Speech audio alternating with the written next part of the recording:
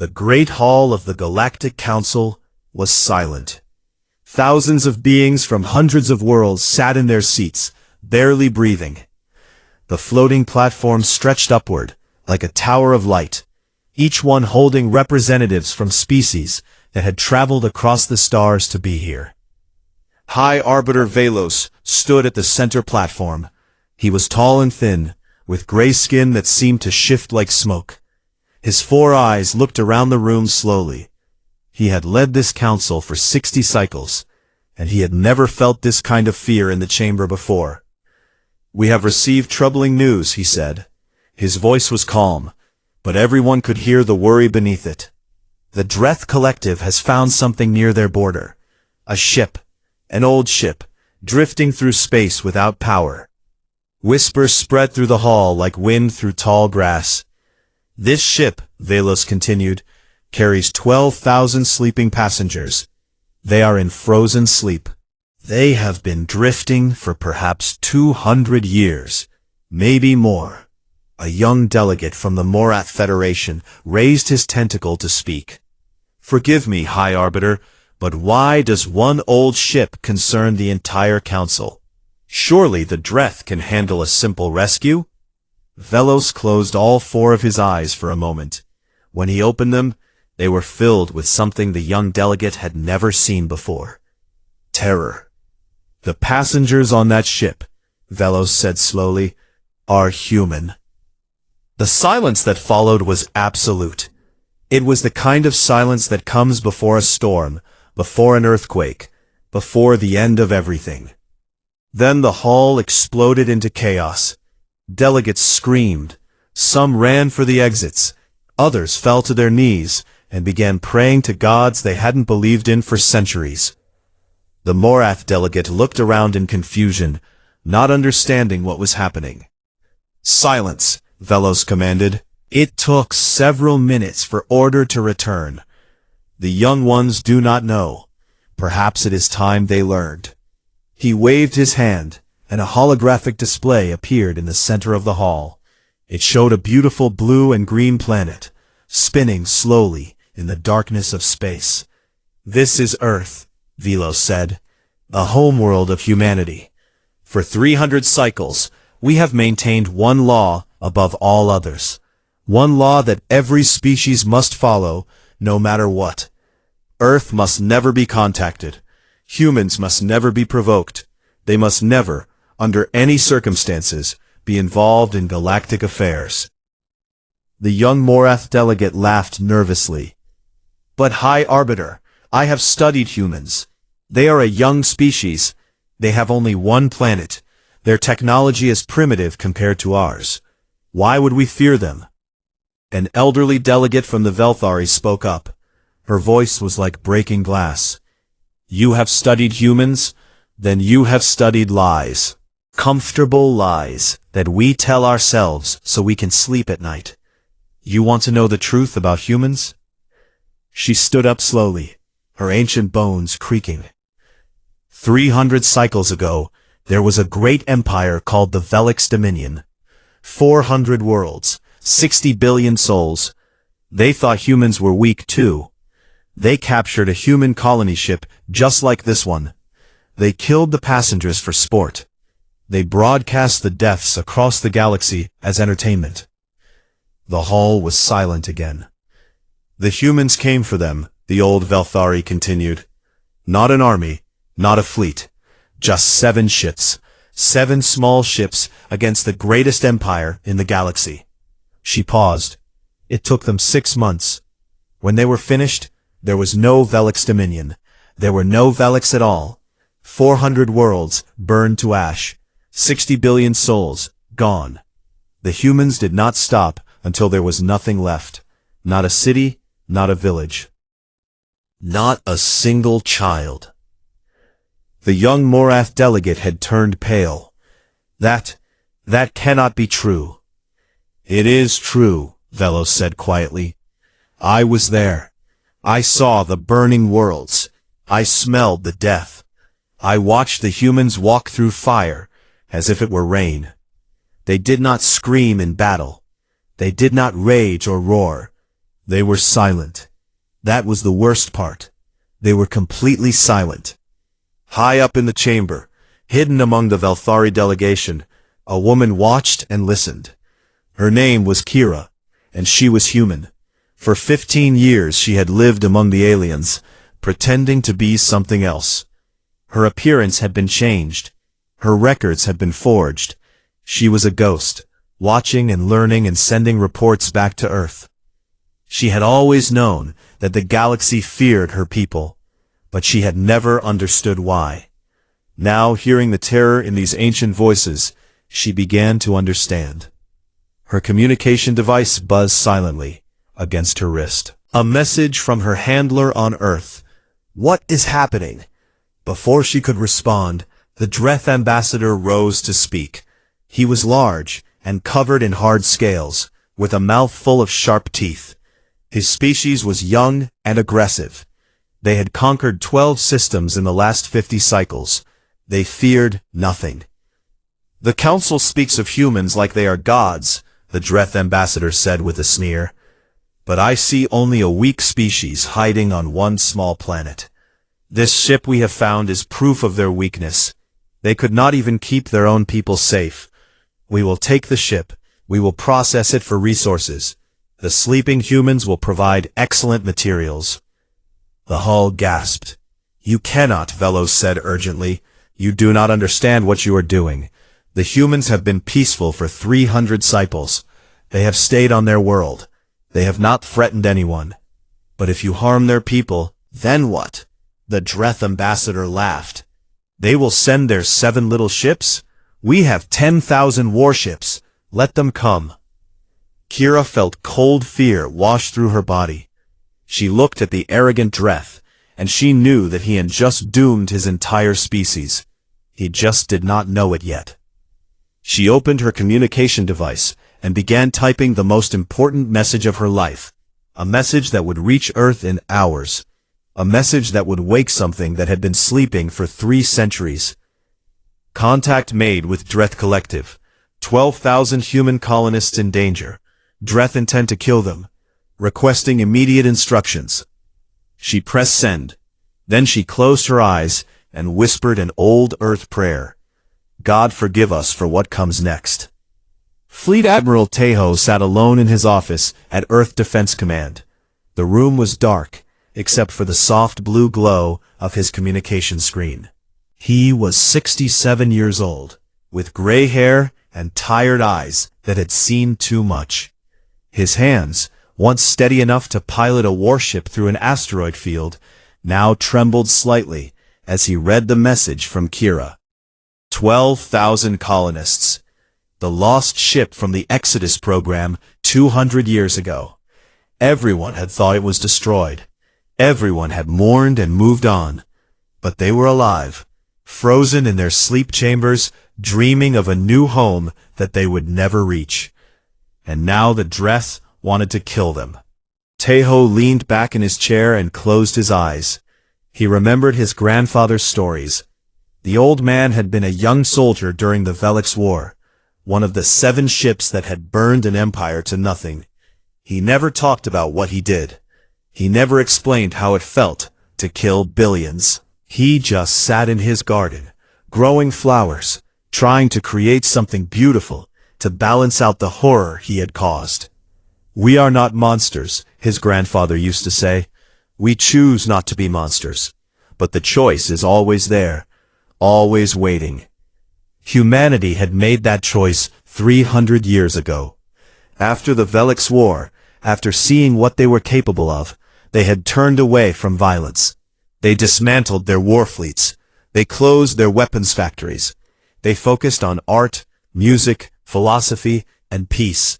They built a civilization based on beauty instead of blood. The galaxy thought Earth was weak now. They thought humans had forgotten how to fight. They were wrong. Earth had not forgotten anything. They had simply chosen to stop. Tejo opened his eyes and pressed a button on his desk. A holographic image appeared, showing a young woman in a military uniform. She had her mother's eyes and her father's stubborn chin. Lieutenant Yuna, commander of the patrol vessel Starlight, one of Earth's few remaining military ships. "Father," she said, surprised to see him calling so late.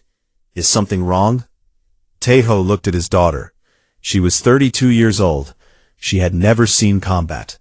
Her generation considered war a strange thing from history books, like diseases or poverty. They could not imagine actually killing another living being. "Yuna," he said slowly, "I need you to come to command, immediately." "What is happening?" He did not answer. He just sent her Kira's message. He watched her face as she read it. He watched her eyes change from confusion to understanding to something else, something he recognized. It was the same look his grandfather had worn in the old photographs, the look of a human who had just discovered that someone wanted to hurt their family. "I am coming," Yuna said. Her voice was different now, harder, older. "What are we going to do?" "I do not know yet, but I need you here."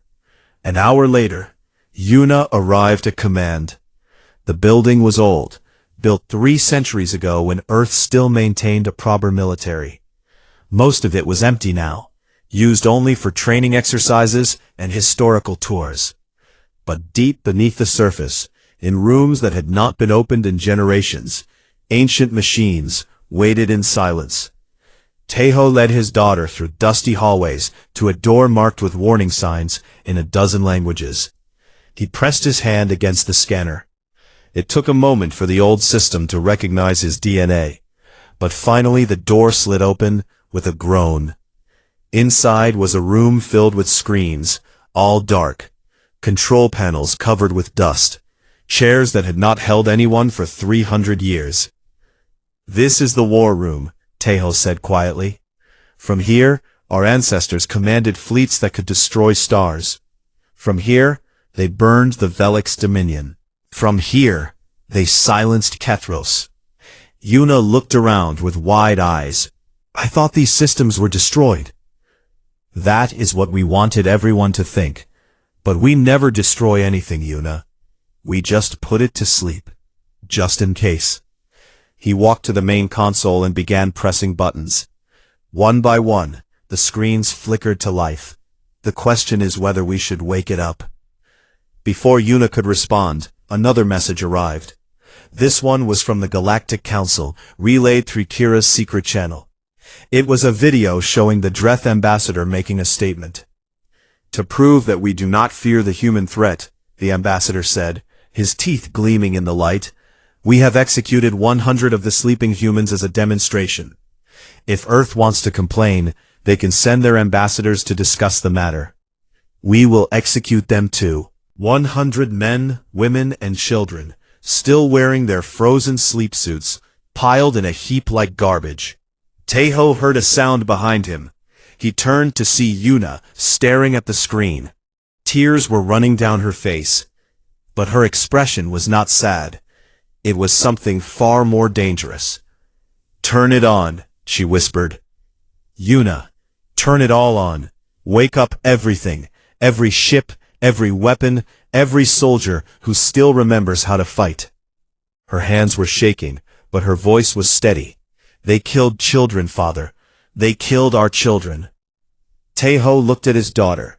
He saw his grandfather in her eyes. He saw every human who had ever been pushed too far, hurt too deeply, lost too much. He turned to the console and began entering codes.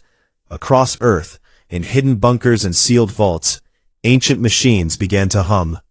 Factories that had not operated in 3 centuries started their engines. Shipyards that everyone thought were museums began opening their doors.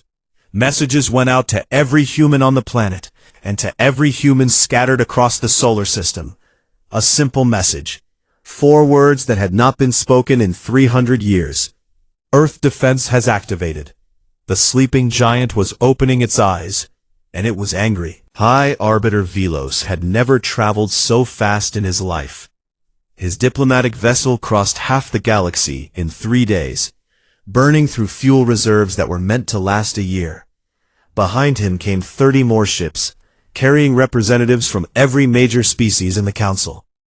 They were not coming to threaten, they were coming to beg. When they arrived at Earth's solar system, they found something that made their blood run cold. Ships. Hundreds of ships. Ships that had not existed a week ago. They hung in space around the blue planet like a swarm of angry insects. Each one was black as night, with no lights, no markings, nothing to show that they were anything other than shadows given form. They did not move. They did not respond to communication attempts. They just waited. "Where did these come from?" one of the council delegates whispered. "They had nothing. We watched them. We monitored their planet. They had nothing." He was remembering the stories his father had told him, about how the humans could build a warship in a day, about how they hid their true strength beneath layers of peace and art and gentle smiles, about how the galaxy had been foolish to ever think they were safe. A communication channel opened. A human voice, calm and polite, welcomed them to Earth and invited them to the surface for a meeting with the president. The voice sounded like it was inviting them to a dinner party, not a discussion about war. The council delegation landed in a beautiful city filled with gardens and fountains. Children played in the streets. Musicians performed on corners. Artists painted on walls. It looked like paradise. It looked like the most peaceful place in the universe. But Velos noticed other things. He noticed the old men and women who stood a little too straight, who walked a little too carefully, who watched the aliens with eyes that held memories of fire. He noticed the young people who had stopped laughing, who carried themselves with a new kind of weight. He noticed the silence beneath the music, the tension beneath the peace. President Mira met them in the great assembly hall. She was a small woman, with kind eyes and gentle hands.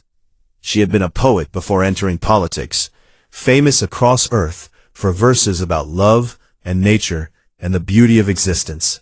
She was the last person anyone would expect to lead a war. "High Arbiter," she said warmly, shaking his hand. "Thank you for coming. Please, sit. Would you like something to drink?" Velos felt like he was losing his mind. 3,000 humans had been murdered. Earth had activated weapons that could destroy stars, and this woman was offering him tea.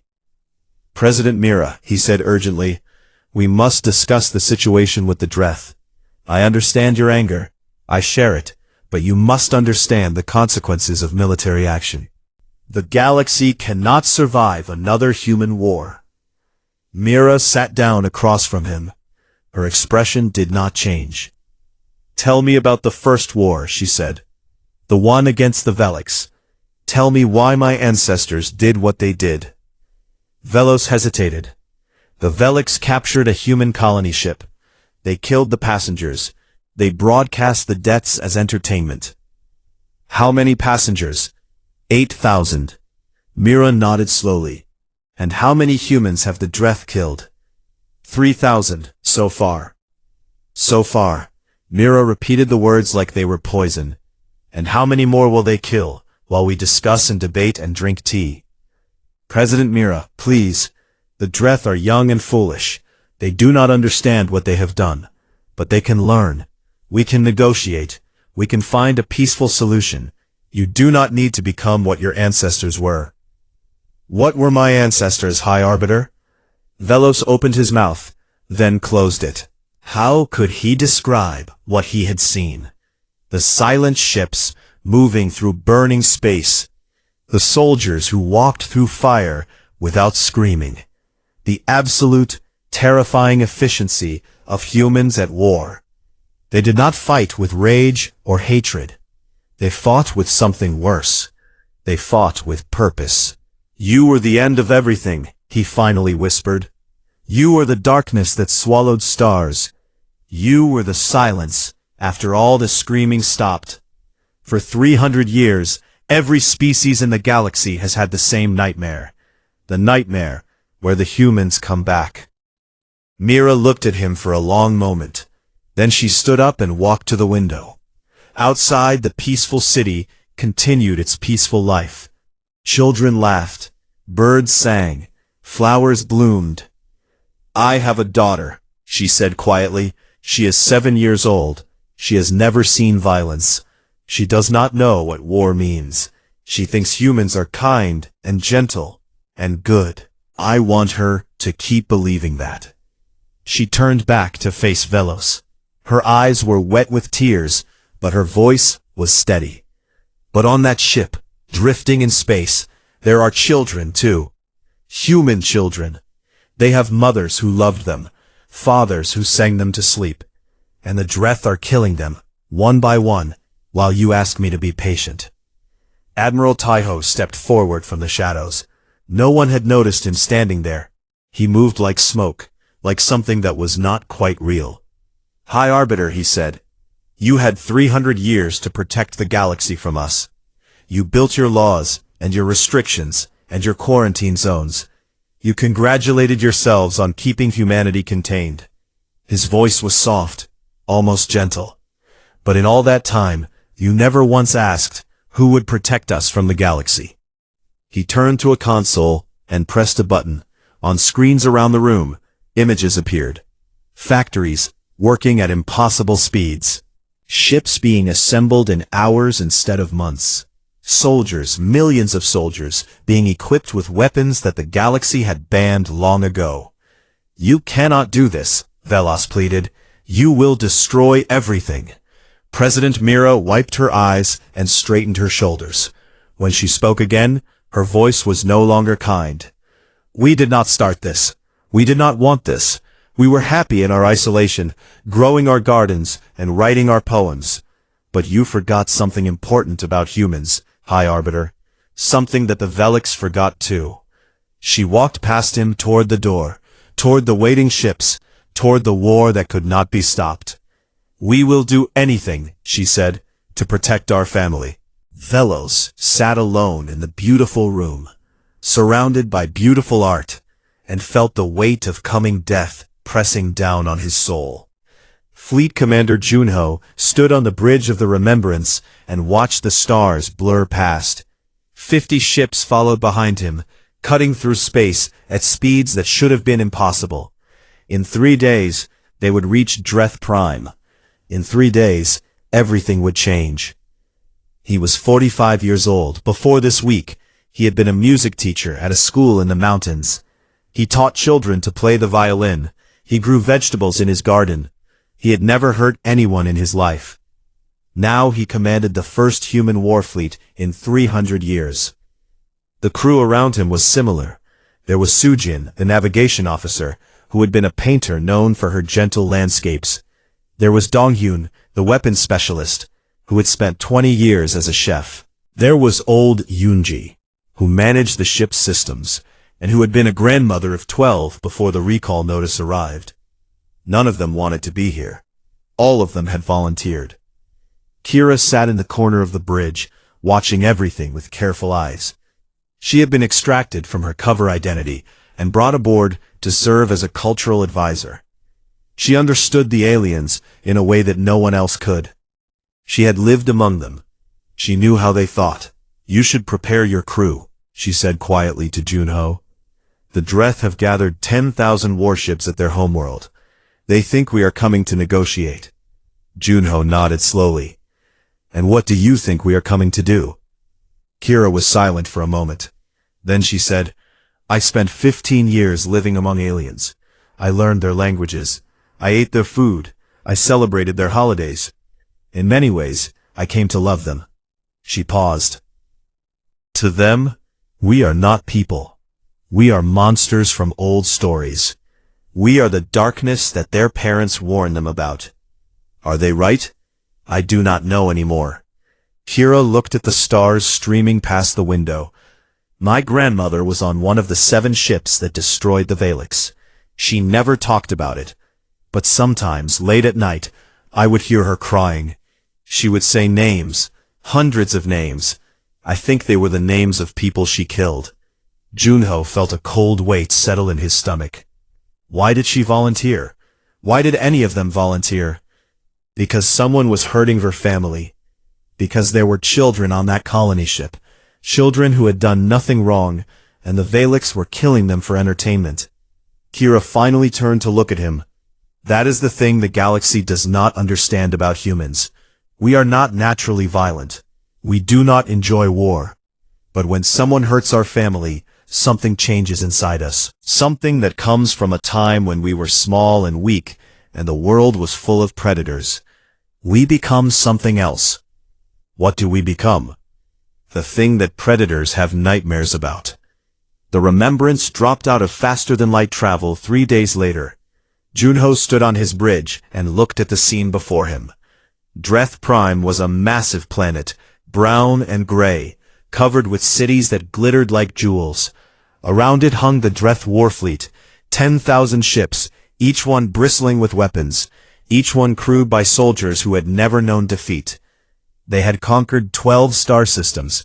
They had crushed every enemy they had ever faced. They saw 50 human ships and laughed. The Dreth commander broadcast a message. "Surrender now, humans. Surrender, and we will only kill half of you. Fight, and we will wipe your pathetic species from existence." Junho did not respond. He simply gave an order. Advance. The 50 human vessels moved forward. They did not spread out into battle formations. They did not try to flank or outmaneuver. They simply flew straight at the enemy fleet, slow and steady, like a wave rolling toward a shore. The Dreth opened fire. Weapons that could crack planets struck the human ships. Energy beams that could melt mountains washed over their hulls.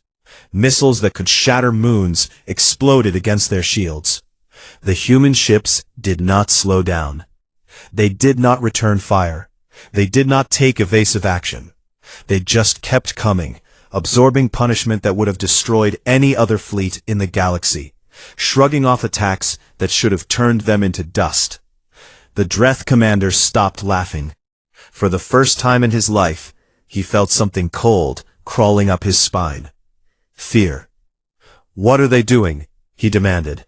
"Why are they not dying?"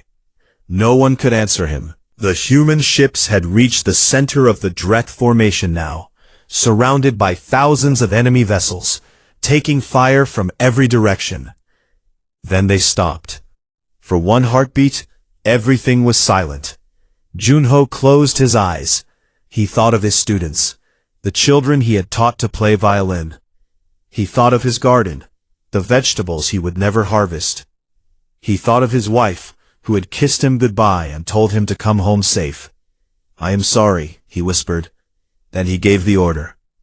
The human ships activated weapons that had not been used in 300 years. Weapons that the galaxy had banned. Weapons that should not exist. The Battle of Dreth Prime lasted 11 minutes. When it was over, 10,000 Dreth warships had been reduced to expanding clouds of debris. The space around the planet was filled with fire and death and silence. Not a single human vessel had been lost. Junho was crying at his command console. Around him, his crew was crying too. The painter, the chef, the grandmother, all of them weeping as they looked at what they had done. On every channel, on every frequency, Junho broadcast a message to the surviving Dreth worlds. "We did not want this," he said, his voice breaking. "We are not monsters. We are teachers and artists and gardeners. We wanted to live in peace. We wanted to grow flowers and make music and watch our children play." He paused, struggling to control his emotions. "But you took our children. You killed them for sport. You laughed while they died." His voice hardened. "So we came, and now your fleet is gone. Your soldiers are dead. Your power is broken." He wiped his eyes and stood up straight. "Give us back our people, all 9,000 of them, unharmed, and we will leave. We will go home to our gardens and our music and our peace. We will try to forget what we did here today." His final words were quiet, almost gentle. "But if you hurt one more human, if you touch one more child, we will come back. And next time, we will not stop at your fleet." The Dreth surrendered within the hour. The colony ship drifted into Earth orbit on a warm spring morning. 9,000 humans, frozen in sleep for 200 years, were finally coming home. Medical teams waited to receive them. Families who had given up hope gathered at the landing sites, holding photographs of ancestors they had never met. Yuna commanded the escort fleet that guided the ship safely through the solar system. She had not slept in days. Every time she closed her eyes, she saw the battle of Dreth Prime. The fire, the death, the terrible efficiency of human weapons doing what they were designed to do. Her father had warned her. War changes you, he said. Even when you win, you lose something. She understood now. The colonists woke slowly over the following weeks. They were confused at first, unable to understand why everyone seemed so afraid of them. They had fallen asleep on a ship heading toward a new world, full of hope and dreams. They woke up to discover that they had become symbols of something terrible. "Why do they look at us like that?" a young woman asked Yuna during one of the medical checks. Her name was Hana, and she had been 17 when she went to sleep. She was still 17 now, but the world had aged 300 years around her. Yuna did not know how to answer. How could she explain that a war had been fought because of them? How could she describe the thousands who died so that they could live? "They are happy you are safe," Yuna finally said. "That is all that matters." High Arbiter Velos requested a meeting with President Mira 1 month after the colonists returned. He came alone this time, without the other council representatives. He looked older, as if the past weeks had aged him by decades. "The council has voted," he said, sitting across from Mira, in the same beautiful room where they had last spoken. "We are requesting that Earth return to isolation. We are willing to offer significant compensation. Resources, technology, whatever you want. Just please go back to your quarantine. Let the galaxy forget that you are here." Mira listened quietly. She had aged too, Yuna noticed. The gentle poet who had never held a weapon now carried herself like a soldier. Her eyes held shadows that had not been there before. "No," Mira said simply. Velos leaned forward urgently. "President Mira, you must understand. The galaxy is terrified. Species that have been allies for thousands of years are turning against each other, forming coalitions, preparing for a war that might never come. Everyone believes that humanity will conquer them next. The fear is tearing everything apart." "Then they should stop being afraid." "They cannot. They saw what you did to the Dreth. 11 minutes. You destroyed their entire fleet in 11 minutes. How can anyone not be afraid of that?" The same window where she had made her decision weeks ago. Outside, the city had returned to normal. Children played. Musicians performed. Life continued.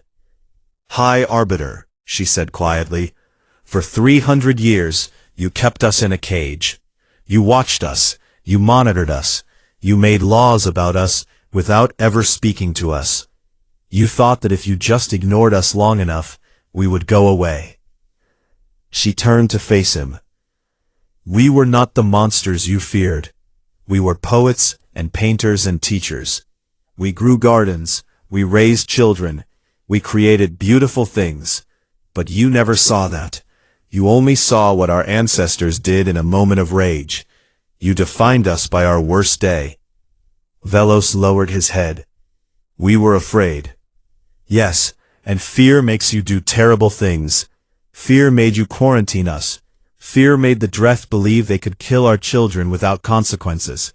Fear is what caused this war, High Arbiter. Not humanity." She walked over to him and surprisingly took his hand. "We are not going back into isolation. We are joining the galaxy, whether the galaxy wants us or not. We will trade with you. We will study with you. We will share our art and our music and our stories. We will prove that humans can be good neighbors." "And if someone attacks you again?" Mira's grip tightened slightly. "Then we will defend ourselves, as we always have, as we always will." Admiral Tejo stepped forward. His voice was calm, almost gentle, as it always was when he was saying something terrifying. "High Arbiter, you can tell the Council this. Humanity wants peace. We truly do. We have learned that war is not glorious. It is not exciting. It is just pain and death and crying children. We do not want to fight anyone ever again." He paused. "But we will not be caged. We will not be feared into submission. We will not allow our people to be killed without response. If the galaxy can accept us as friends, as partners, as equals, then we will be the greatest allies anyone has ever known. We will build with you.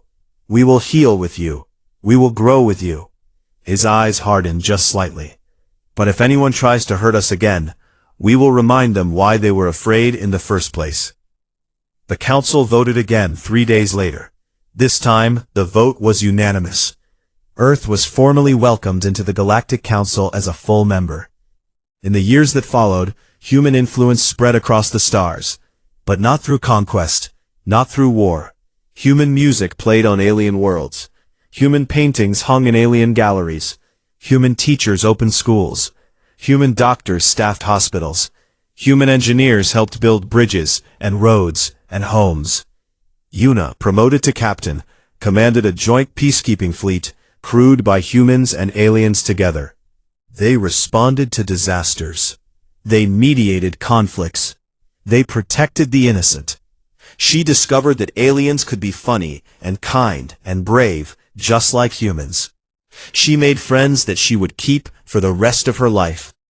But in every council meeting, in every diplomatic negotiation, in every casual conversation between species, the understanding remained. Humans were kind because they chose to be kind. Humans were peaceful because they chose to be peaceful. And choices can always be changed. On Earth, the old weapons were put back to sleep. The ancient factories powered down. The forbidden libraries sealed themselves once more. The gardens grew. The children played. The musicians performed. But deep beneath the surface, in rooms that no one talked about, ancient machines waited in silence. Ready? Just in case. And across the galaxy, when parents wanted their children to behave, they no longer threatened them with monsters from stories. They simply said, "Be good, or the humans will hear about it." It was enough. It was always enough.